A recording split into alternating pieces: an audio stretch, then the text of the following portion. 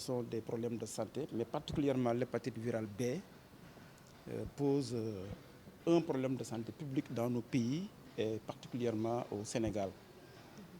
Des études concordantes ont été faites et ont montré que la prévalence tourne autour de 10% et qu'il y aurait 2 millions de Sénégalais et Sénégalaises qui sont des porteurs chroniques du virus de l'hépatite B et qui sont susceptibles donc de développer la maladie, de la transmettre sans le connaître, mais également qui sont susceptibles de développer des complications à travers la cirrhose et le cancer du foie.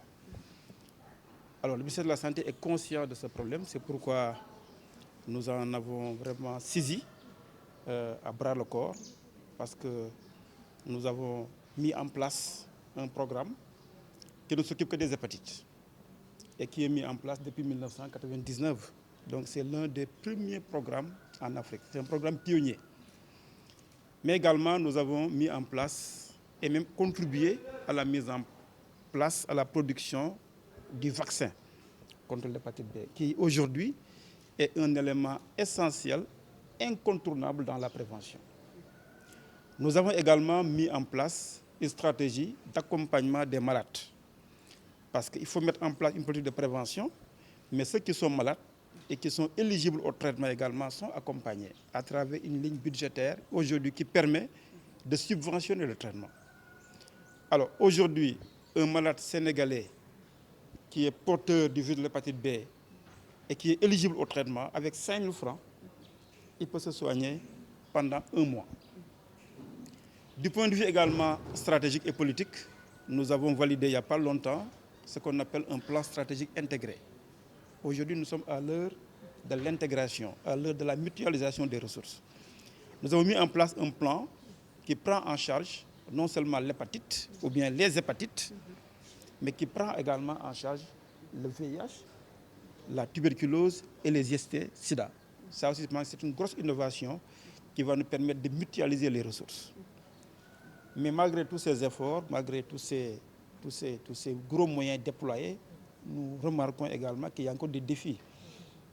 Nous avons vraiment entendu le cri de cœur de la présidente de l'association et nous partageons ce cri de cœur par rapport au déficit de la communication, mais également par rapport à l'accès au bilan paraclinique. Mais nous avons apporté des solutions.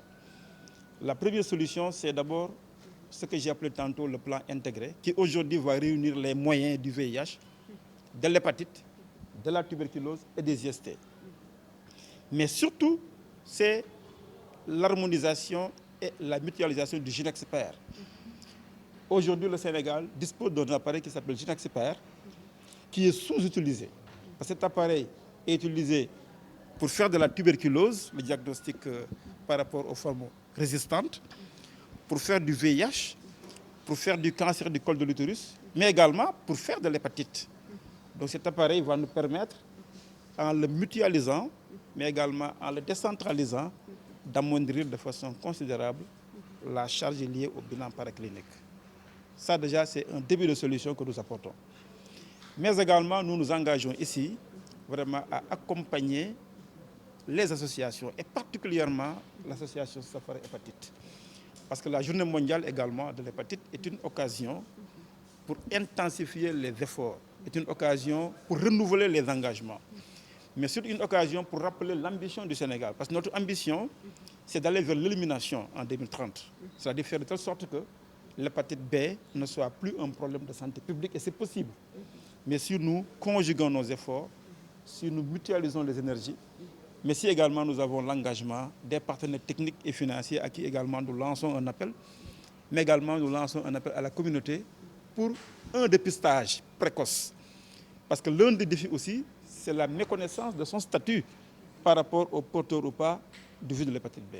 Donc l'appel que je voudrais lancer au nom de Madame la Ministre, c'est vraiment renouveler l'engagement du ministère, mais également renouveler l'appel à la communauté pour se faire dépister. Parce qu'il y a 2 situations possibles. Soit on est positif, et là on a un dispositif de suivi, de prise en charge, d'accompagnement. Soit on est négatif, et il y a un dispositif d'accompagnement par rapport à la vaccination et par rapport à la sensibilisation, vraiment pour rompre la chaîne de transmission. Et c'est ça l'ambition vraiment du ministère de la Santé et de l'Action sociale.